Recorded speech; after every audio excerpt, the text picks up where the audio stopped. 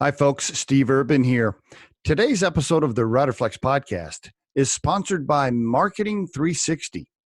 My good friend JB Kellogg and his team do such a fantastic job for us and so many other companies. Marketing 360 is the number one platform for small business, and it's everything you need to grow your business.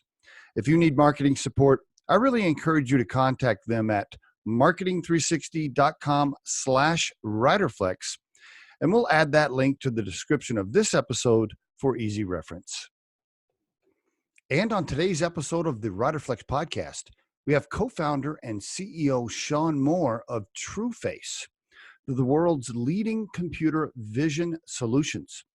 TrueFace offers face recognition, object recognition, threat detection, age analysis, license plate recognition, and more.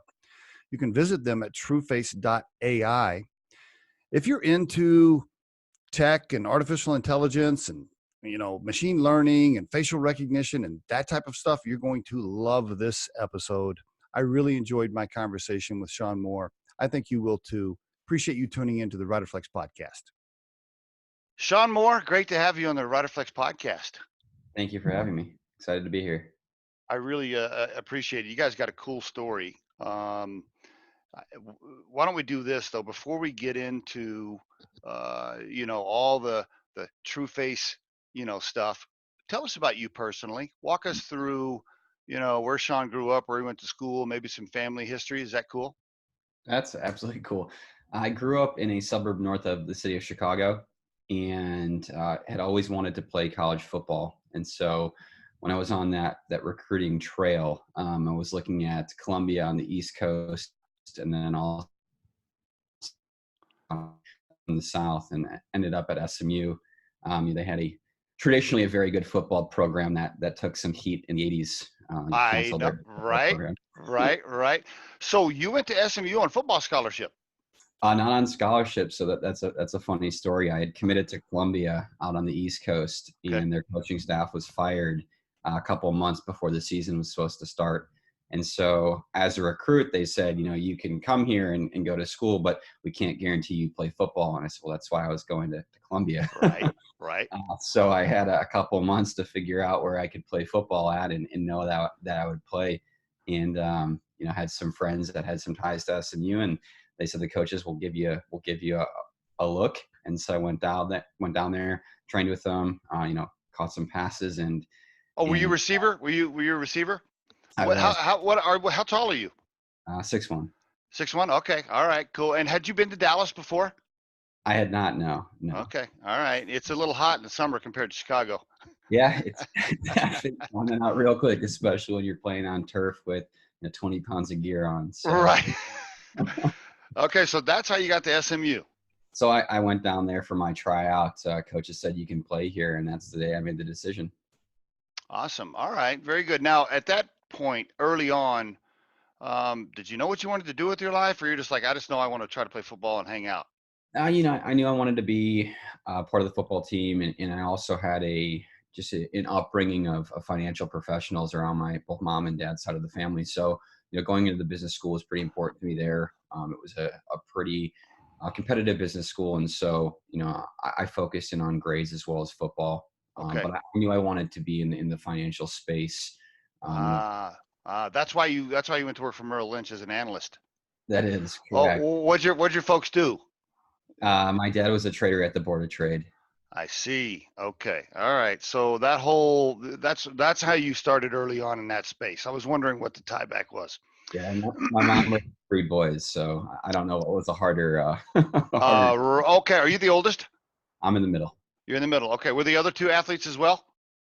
They were. They didn't play in college, but they were very good at what they did, and they both played football and basketball. Okay, so let's just let that sink in for the listeners. So for parents that have 3 sons that play sports in high school, you guys were busy, right? Very. Right. But those were good times, weren't they? They were fun. Okay. All right. Very good. So you get down there. So you get out of SMU. Did you have the entrepreneurial bug then? I mean, were you thinking, I'm going to be an entrepreneur? I mean, any of that in there? Yeah, I just really didn't know. And I had always been taught to find out what you don't want to do fast. And so So 2008 was still fresh when I graduated college, Uh-huh. and the allure of being an investment banker, it took a step back. Okay. And so wanted to go back home to Chicago, wanted to work in an investment bank or in the industry, and spent a few months taking the serious exams. I passed level 1 of the CFA, and was going very heavily down that route, and one day just realized this isn't where I want to be in 30 years. Mm, And I was taking a look at the people around me, and they were happy, or at least perceptively happy. And they had been there for 30 plus years. And mm-hmm, so mm-hmm. I think I was 23 years old. At 23, I took a deep breath and said, this isn't for And me. this I don't want to. Yeah, I don't want to do this. But you And didn't know what you wanted to do.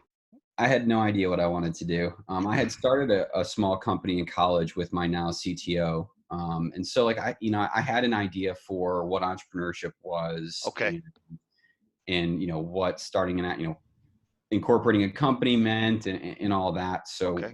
he had Good. done that for about 9 months in college, in the financial services Oh, okay. area. Okay. So I had an idea for what it was, and I got back in touch with him, and he's originally from, we grew up in the UAE, but his Okay. family really relocated to North Africa.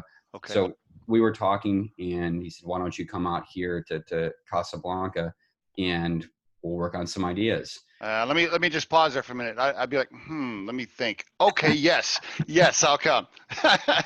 Well, It- it- it wasn't as easy as a yes, coming from a family that was in Chicago. And I remember my dad saying, write me a letter for why you want to move out there, and give up this comfortable job. And I like that from your dad, actually. Okay, I kind of like that. I mean, that's him kind of pushing you a little bit. All right. Well, it are you? is, and my mom,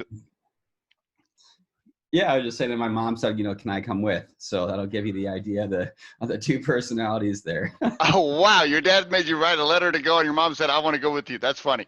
All right, cool. So you went? Yeah, I bought a one-way ticket out to North Africa, and didn't know when I'd come back, and didn't know what I'd be working on. And I got out there, and we're traveling up and down the coast of Morocco, thinking about stuff that we can work on. And I think it was important at that time. That was early 2012.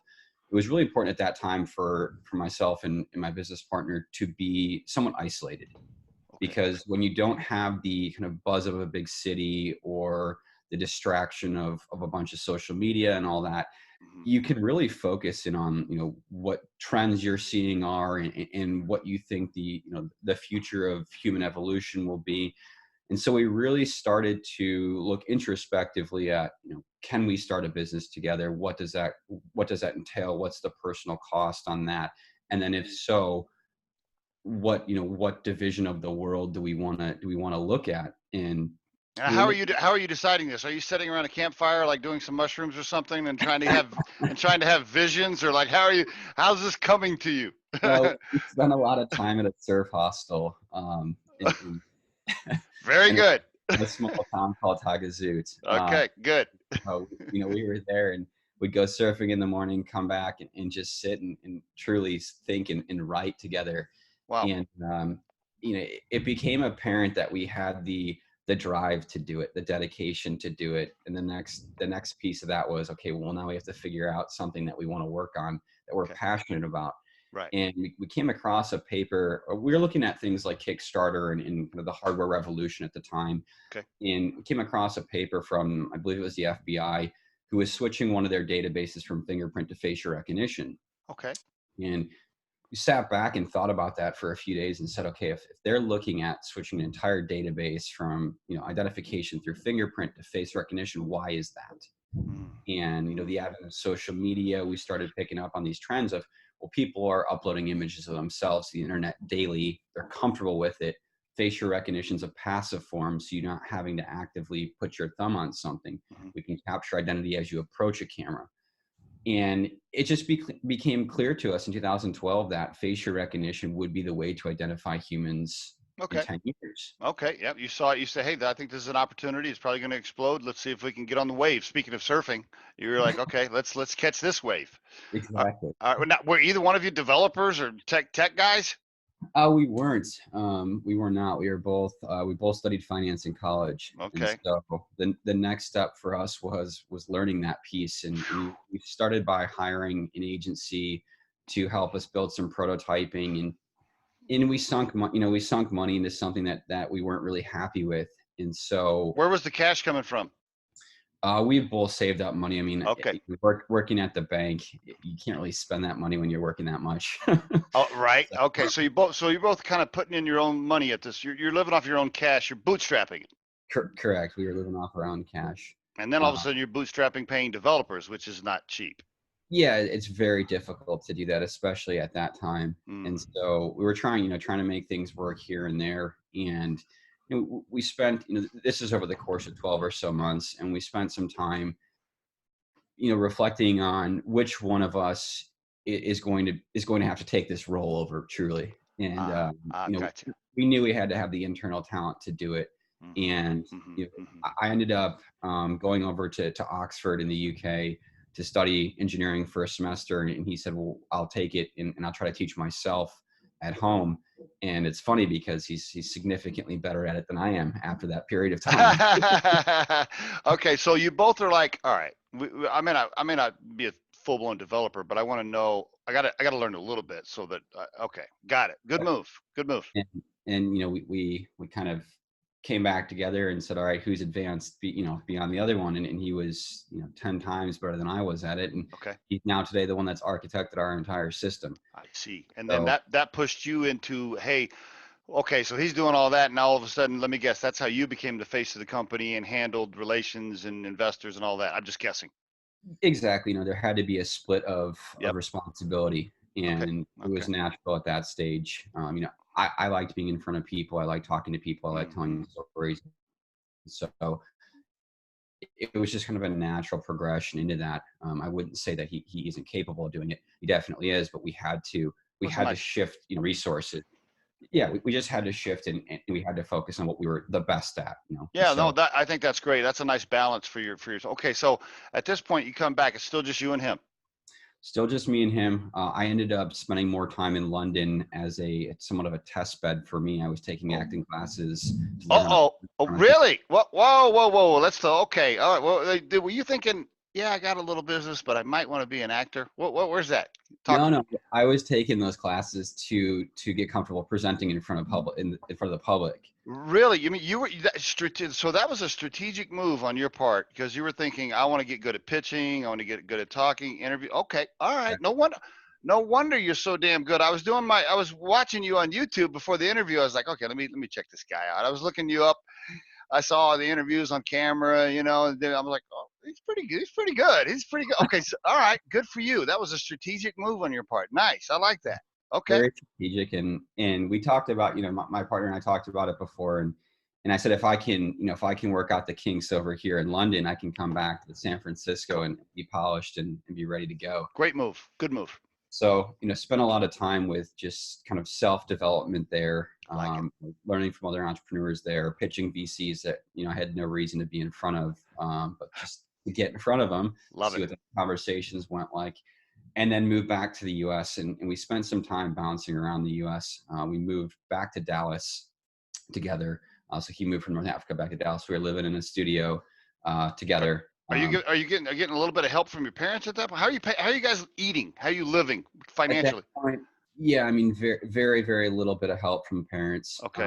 We at that point too, we're starting to set, like, starting to manufacture product or starting to work on products. So we raised a little bit of money from friends and family, Okay. So paid you the bill, raised a little seed cash. Okay. raised a little seed cash, got us through kind of the ideation phase into some of the development phase. Can I And ask you, when you asked for that first little set of seed money, what'd you tell them you were building? What'd you tell them it was? we were building a facial recognition enabled doorbell. In That's what 20, it was. Okay, that's what it was. I'm just going to pretend like I'm your dad for a second because I'm probably old enough to be. Uh, so you're gonna. All right, listen. We're gonna have a doorbell that's gonna have facial recognition, which means it's gonna recognize the face and what? Unlock the door.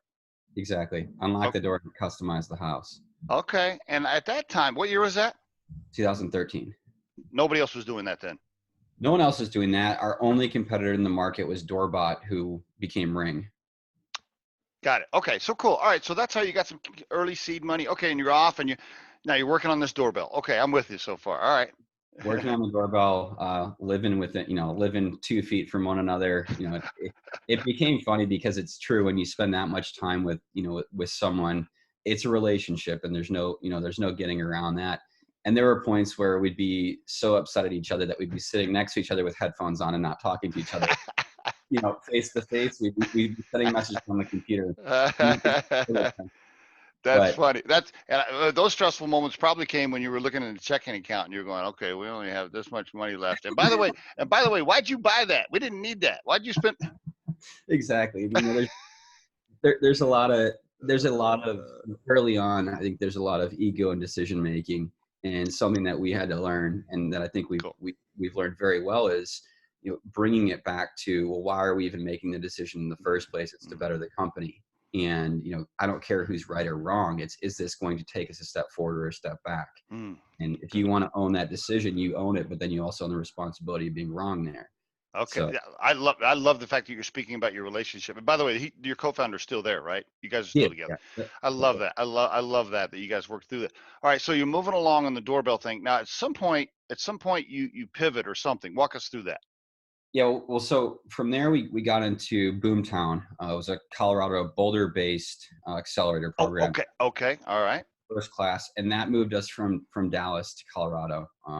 Man, And okay, yeah, all right. Well, I live in Colorado. I don't know if you realize that or not, but that's where I'm at. I'm like 30 minutes from Boulder. Yeah, go ahead. yes, Okay. you probably know the guys there. I probably do. Yep, I probably do. So we found out, and I think 3 weeks later we had to pick up, move our stuff, and drive to Colorado. So Had you been to Colorado yet? Had you been to Boulder? I had never been to Boulder. No. Pretty cool town, isn't it, bro? I mean, seriously. Phenomenal town. We really liked it there. Phenomenal town. So Yeah. All right. So you're there. So you're only good things. yeah, it's great. I love. I've been in Colorado for 14 years. I will never go anywhere else. All right. So you get here now. The accelerator. Did they take a little piece of the business at that point? Can you share that or no? They did. Yep. For cash, and so that was kind of the next iteration of how we got by. But all right.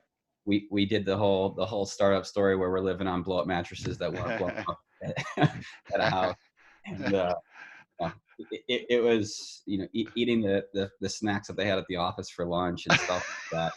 So at that point, I think you have to somewhat go through the just the realization that there is no net behind you. This is all or none. And I think that forces you to work harder, and it forces you to advocate for yourself more. And if you realize there's only one path here, and that's forward, I think you're just hungry, or you work harder. Amen. And I just want to pause there for a minute. I think that's really critical for the listeners for our podcast. Yeah, once you're sleeping on the floor and you're eating snacks at the office for lunch, it will drive the hell out of you. I mean, you wake up every day going, if I don't hustle my ass off, I'm not going to eat, right? Like like there's no check that's just going to come in just because, right? Right. It will drive the hell out of you for sure when you're in that situation. Yep. My metaphor is, I can only imagine, back in the day when if you didn't wake up and go hunt food, you were not going to eat. It wasn't just gonna. So you're hustling your ass off at this point. Okay. All right. So we ended up raising some money out of that program in Colorado, and starting to look at manufacturing facilities. And so we ended up getting a grant from the Colombian government. Great job. Okay. Which was just kind of an interesting thing altogether, but we had to put an office in Medellin. And so okay. All right. We're still manufacturing doorbells, I promise. Well, I was going to say, yeah, that leads us down a whole path of possible questions. Okay. Yeah. All right. We're never mind. I won't ask where the money actually came from. No. All right. Got a grant, opened an office down there. I was spending about 2 weeks every 6 weeks down there, and we started to build a team down there. Really? Were you ever nervous or worried, or kind of like every time you went down there, or was it fine? The first night that I was there, they were I was woken up with gunshots. Holy, yeah, But wow. I could hear gunshots out the window, and I asked the people that were hosting us there, what that was the next day, and they're like, oh, they were celebrating some soccer victory. Okay. Okay. Okay. But Wow. All right. So now all right. So you got, all right. So the accelerator in Boulder, you got some cash from that. Now you got the grant. Okay. All right. So, doing okay on money in terms of the business. And, I do want to say one thing. Columbia was an incredible place to be. I love the people down there. I Yeah. didn't feel unsafe at any point after that. Yeah, it's good for us to bring that up. We're kind of joking around on the podcast, but anybody listening that's from there, like, I don't want them to think we're dogging it or anything. Yeah, You watch too many movies, and you just make these assumptions. yeah, I can tell you right now that they're some of the kindest people in the world. They Awesome. want to help. They're intelligent. And Awesome. they're just great. So, Okay. yeah, I really like it down there. All right, cool. We are manufacturing. We got into another and this is kind of throughout time, got into another program out in San Francisco. I moved out to San Francisco. My CTO was still in Columbia doing some work down there.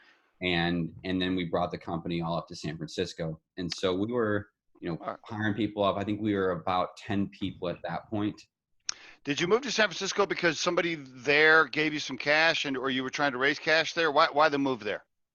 We got into this program called Read-Write, and it was another more advisory-based accelerator, not as hands-on as the Boomtown one was. Okay. But it was, we'd always heard that we had to be there, we had to be in the mix, and it was an excuse, frankly, to go. And we got together with some intelligent people and some people that it could help us get into that market. Okay.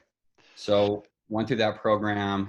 We're still, we're finally manufacturing these units. We're getting them on people's houses. We're getting. Who were you selling them to? We were selling them to small businesses and homeowners. I mean, you were selling them direct to consumer, like through e-commerce, or how? You were selling them direct to consumer? Yeah, we had a website. Wow. Okay, so you didn't sell into like Lowe's or Home Depot or anything? No, those conversations, we were having those conversations, but you have to have some pretty big manufacturing runs to feed that demand. And until we got, big manufacturing financing, we just couldn't do it. Where were you making them when you were selling the ones to direct to consumer? Were you making them in the garage, or where were you making them? In Columbia. Oh, okay, gotcha. So we were shipping them from Columbia to San Francisco and then shipping them out. Okay. And so, we had some initial success. People were happy with them, and we went back to the market to raise money. It's okay, we manufactured 100 of these. We need X amount of dollars to go manufacture a couple thousand of these. Okay. And we had a very, very difficult time raising money. And a lot of what we heard was from the big hardware investors was they'd already placed their hardware bets in 2013. And, they weren't going to double down on it until they saw how those came out. Okay. And we understood it. It was just a very, difficult thing for us to hear at that stage where we have proof in the market. We've got people that are demanding this. We had, I think at that point, $250,000 in pre-orders. Oh, wow. Wow. Okay. Oh, so not only did you have revenue and cash coming in, but you had pre-orders that you needed to fill. Correct. So okay. I mean, you would think, just pausing right there for a second, you would think somebody's going to write you a check. Like, you would think somebody's ready to invest right then. You would think so. You would think so. And that's what we thought too. We thought, what else do we have to do here to prove right? Yeah. Value here. And wow. How many times were you? All right. At that stage, were you just pitching on a regular basis? And it's like, no, all the time. All the time. Yeah. There had to be some nights there where you're like, damn, bro, let's go to the bar. I can't. I just got told no, again, again. You start to question yourself a lot. Oh, I bet. Now, you had some revenue. Was cash tight? Were you? Let me ask this: I don't know how much you want to share. Were you burning cash, or were you cash flow positive at that moment? Do you remember? No, we were burning cash. Okay. And myself and my co-founder were the two lowest paid people on the team. I believe it. You're paying yourself like what, 30 grand a year equivalent or something crazy? Yeah. Okay. All right. So we're fighting to make it work, and yeah, there's definitely those nights where you sit back and you're like, Merrill Lynch's paycheck every 2 weeks is pretty nice. Did you have, I'm going to guess, just keeping it real, you wake up a couple of times, 2:30, 3 o'clock in the morning, walk around your living room, kind of, and did you have a few of those? Oh, absolutely. Yeah. I mean, there were plenty of sleepless nights and nights where, we'd get on the phone at 2 a.m. and just yell at each other.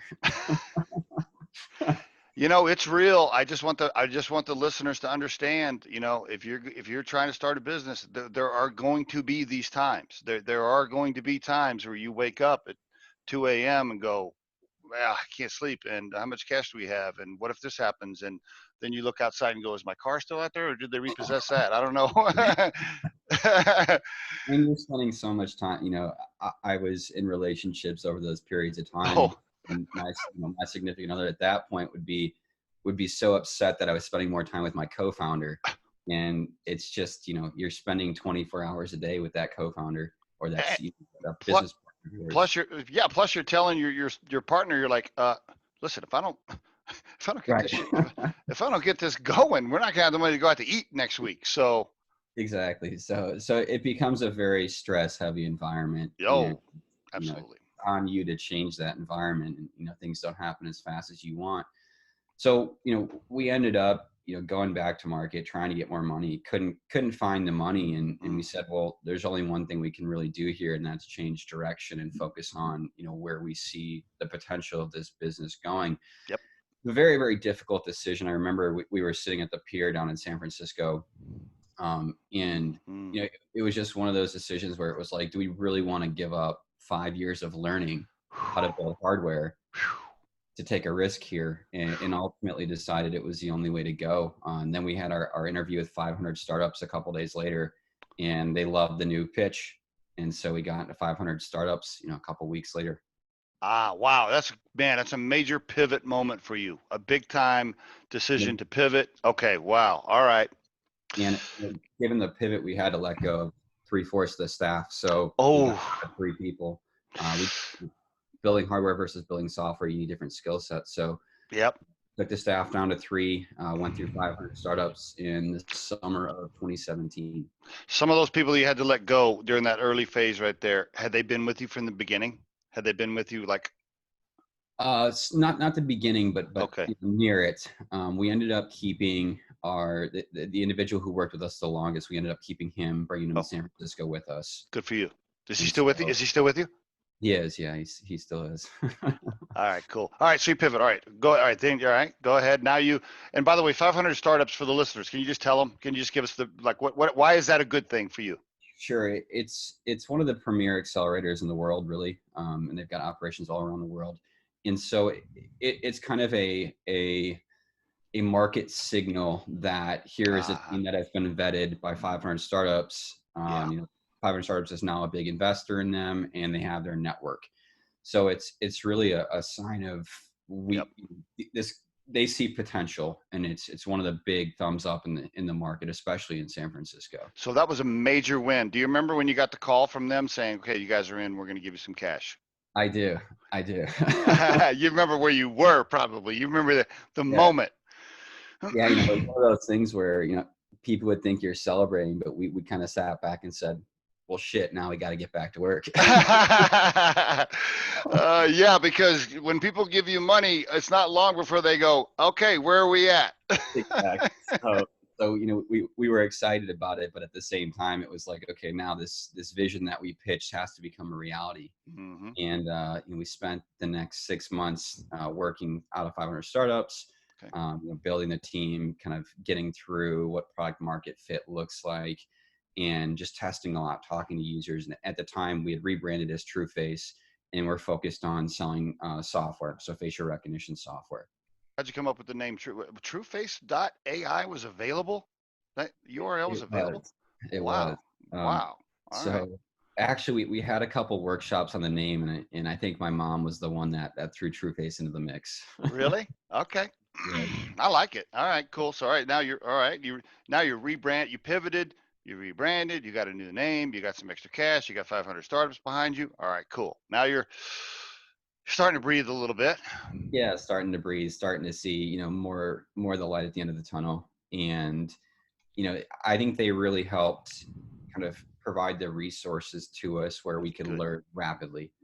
And, their network, I was actually flying to DC every 3 weeks from that program, because we were part of a travel program with Marriott, Accenture.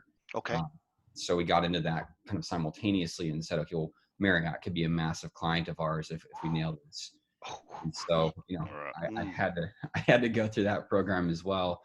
And, but now there's no revenue coming in from the pivot yet, right? Correct? No revenue from the pivot yet. No. We actually opened the technology intentionally for free, and gave it to developers around the world. I think we had about 1,000 developers signed up to use the technology that were using it.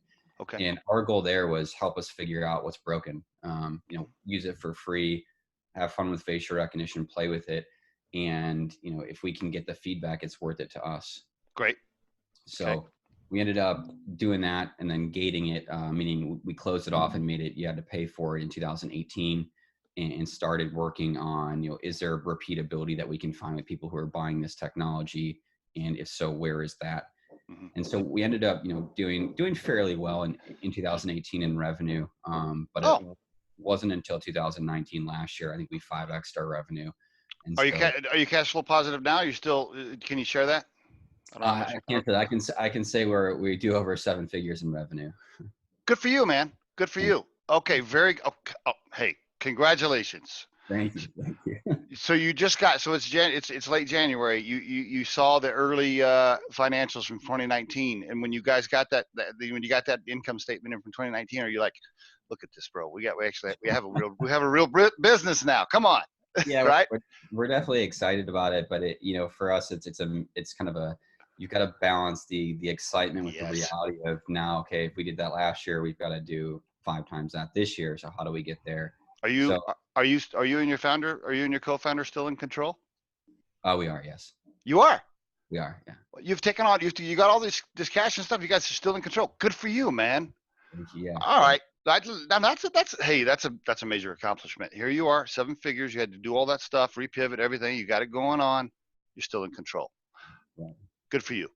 Good for you. Good for you. I want to talk to you next year at this time and see if you're still in control or not. No, good for you, Shaun. That's great. Things are going well. That's a good for you, man. That's a major accomplishment. Okay, very good. All right. So now give us, like, as of today, give us the 2-minute TrueFace overview as it stands today. Yeah, our goal, or our mission is to teach machines to see like human beings. And so what that means is there are hundreds of millions, almost 1 billion cameras in the world right now, and they're just taking in footage. We want to make them intelligent through software. Okay. So we want to be able to index what's in the frame. We want to be able to know if that's a car, if that's a person, if that's a cat. We want people to be able to make inferences on the data that they're already collecting a lot faster. So, that's our primary target is to I love that simple overview. That's great. Okay. And nobody's doing that? There are other companies that kind of play in side markets that we're in. It's critical though for us to maintain this idea that the only way we advance as a society is through the responsible use of this technology. Mm-hmm. We read every day in the paper about the fear of facial recognition or the fear of what's happening in China. And so, we take a pretty strong stance on who we will work with and who we won't work with, and what use cases will empower and what we won't. So we've said no to people. We've said no to people in other countries that we don't believe are within our kind of moral bounds. And I just think it's really important for the providers of this technology, TrueFace being one of them, to have those types of stances, because otherwise we risk that surveillance state that everyone's worried about. And it's funny that people read about facial recognition and think it's the most invasive form of collecting information, and what they don't realize is that your cell phone carrier knows exactly where you go every single day. Your credit card company knows who you go out to dinner with and what you spend money on. So there's all these data points, and facial recognition is the identity piece, and then it's how are these correlated, and then can you make decisions based on correlation? So there are three kind of verticals here, and we're just at the far left side of the identification piece. Mm-hmm. I'm glad you brought it up. I saw some of your other interviews, and I see this topic all the time. People they go, they're kind of nervous about it or whatever. Isn't it fascinating how we decide as a society what we're going to be nervous about? Isn't that odd, right? Like, I mean, yeah, like you said, the cell phone tracking, my spending, what I say on Facebook. I mean, all this shit's being tracked. Like all this stuff's being tracked. But All for of some, it. but for some reason we're deciding to be nervous about the facial part. Like, how did we decide? I'm always fascinated how, as a society, we decide what's going to be important or what we're worried about when there's a bunch of other things you could be worried about. I think you follow the money and you find out what the narrative is. Exactly. I was telling my wife, Riderflex, we all work from home. We all work virtually, so I have a little home office here, and I was getting a cup of coffee, getting ready for this interview, and she goes, "Are you talking to that guy? Are you interviewing that guy that did some of that facial stuff?" And I said, "Yeah." And she goes, "That makes me nervous. So what? Ask him about. Are they going to be tracking? You know, she's in one of these the same thing that you probably get from everybody else." I'm like, Kim, will you relax? Like, what are you talking about? There's cameras everywhere already. Like, what do you mean? If they wanted to track you, they can track you. That's the truth. So is your customer what military, security companies? Who's your target? Talk to us about that. Yeah, 2019, we entered the federal market. So we ended up getting awarded 2 contracts from the Air Force. So, that's, Boom. it's a big, it's a big kind of future piece of our business. So we definitely want to dedicate resources to that. Can we celebrate that for a second? Can we just take a pause? Where can you give us the short version? Where'd you have to fly to pitch that? DC? Where'd you pitch? So a lot of it was done online.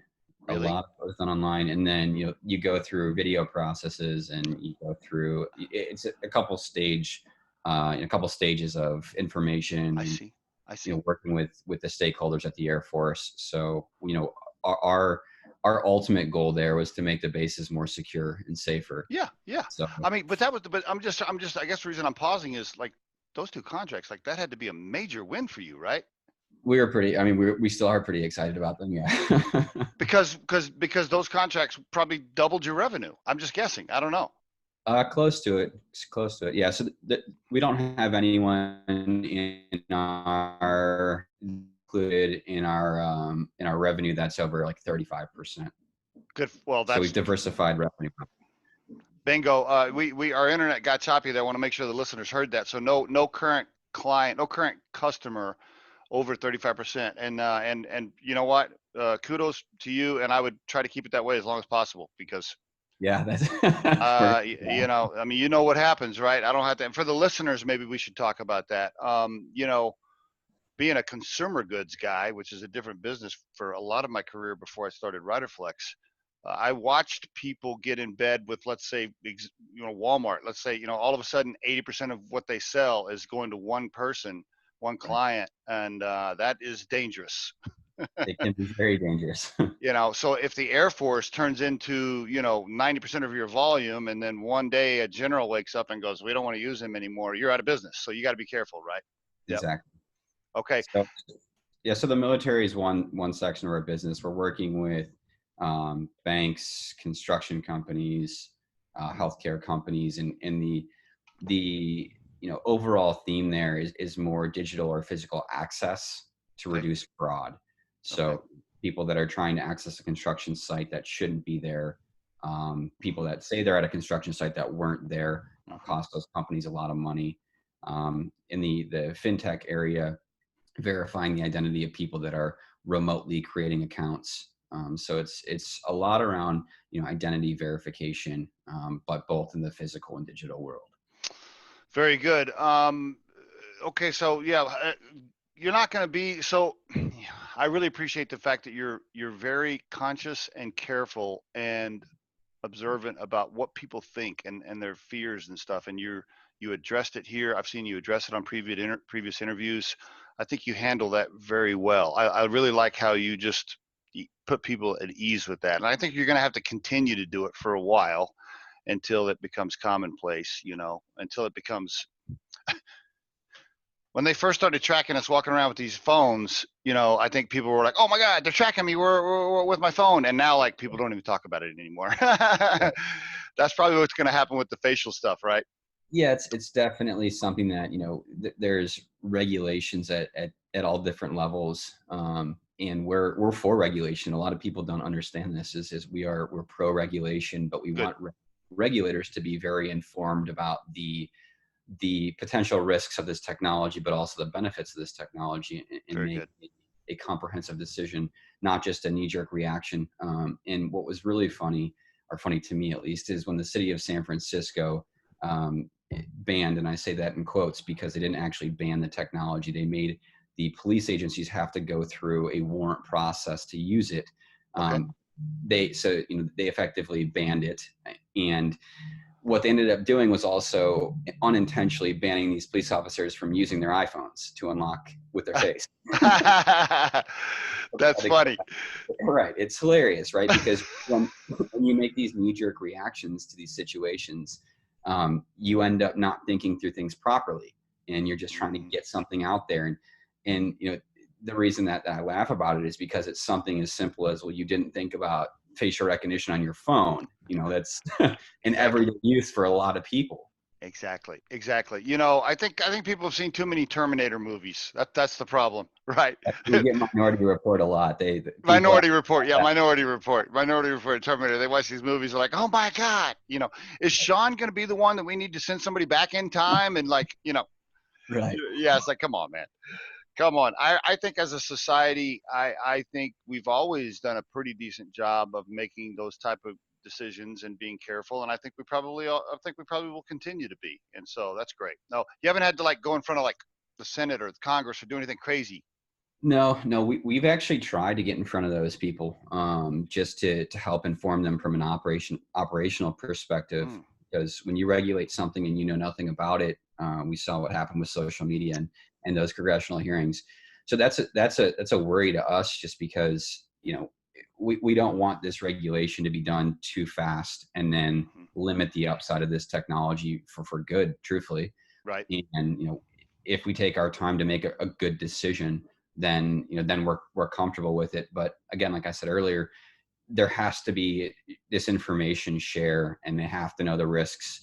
We know the risks better than anyone, and we know that the shortcomings of this technology better than anyone.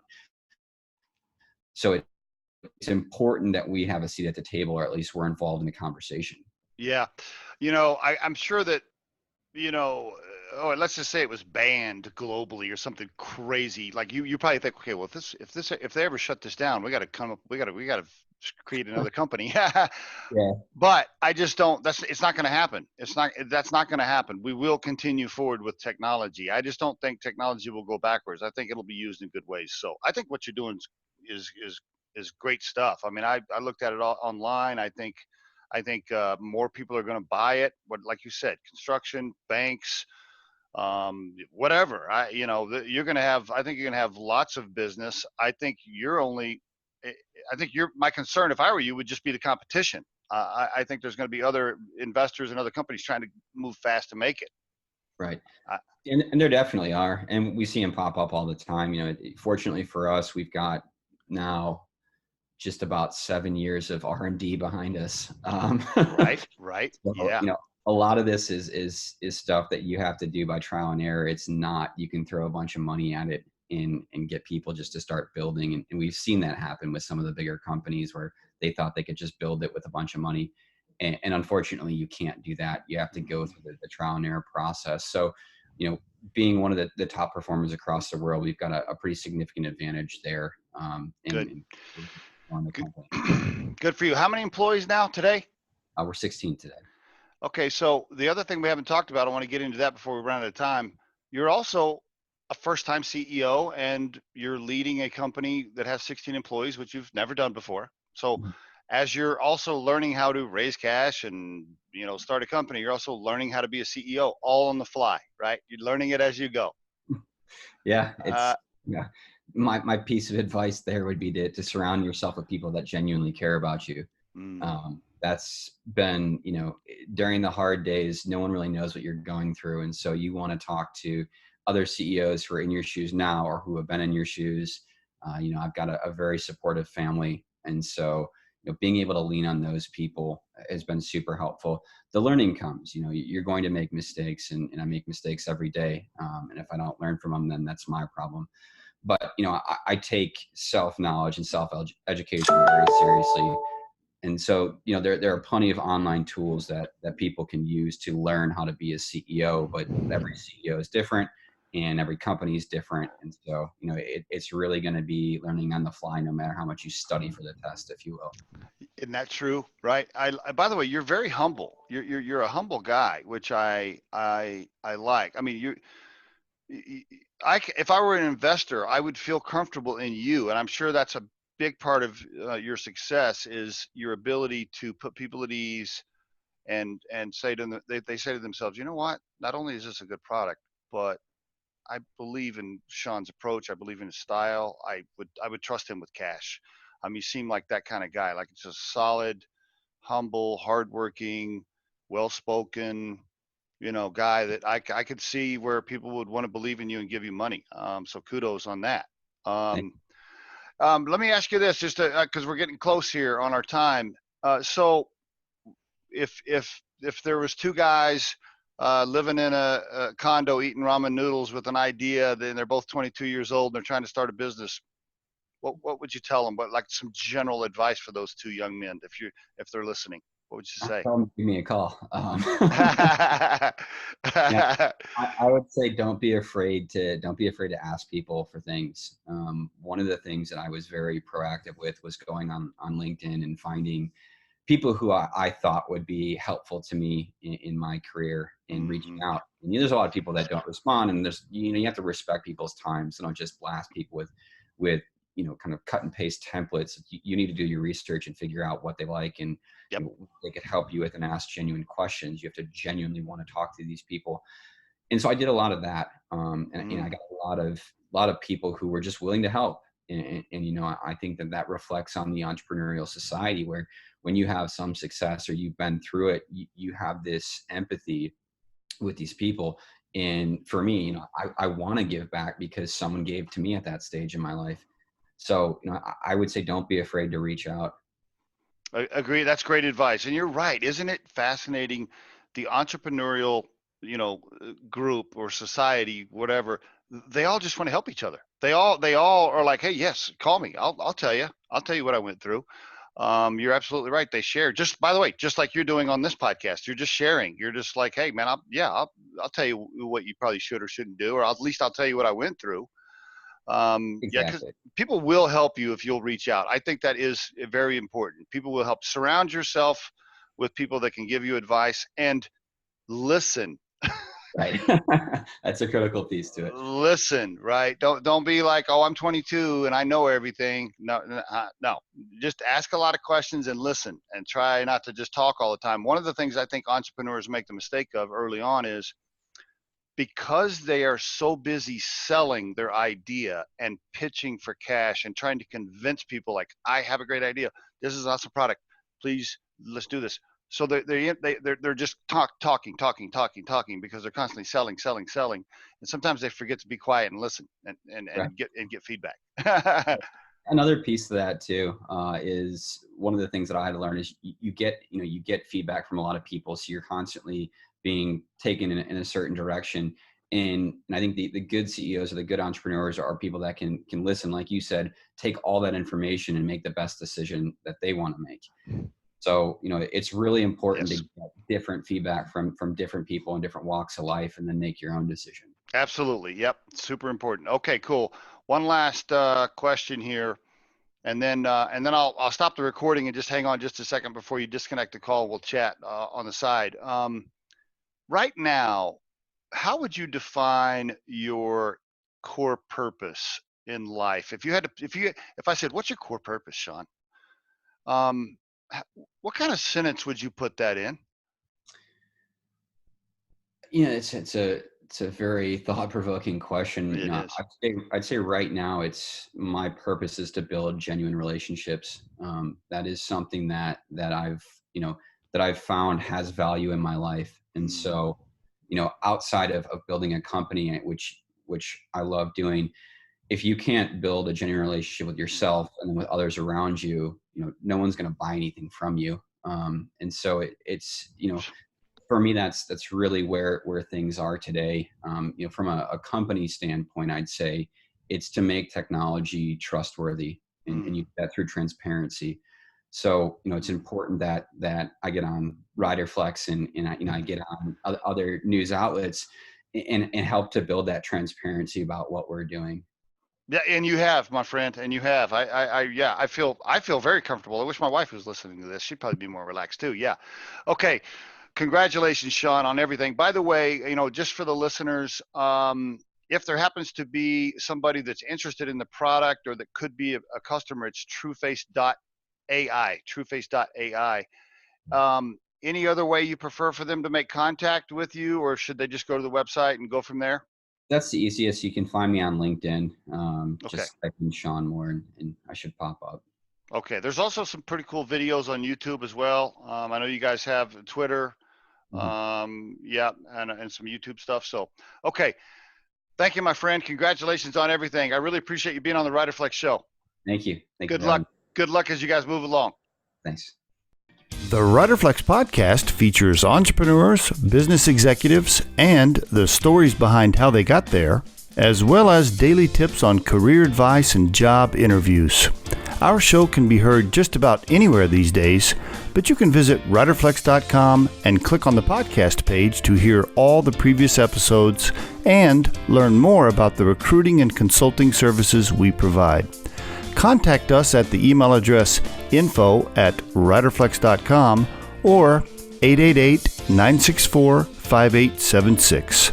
Thanks so much for listening, and if you enjoy our show, please be sure to subscribe to our channel and like the episodes.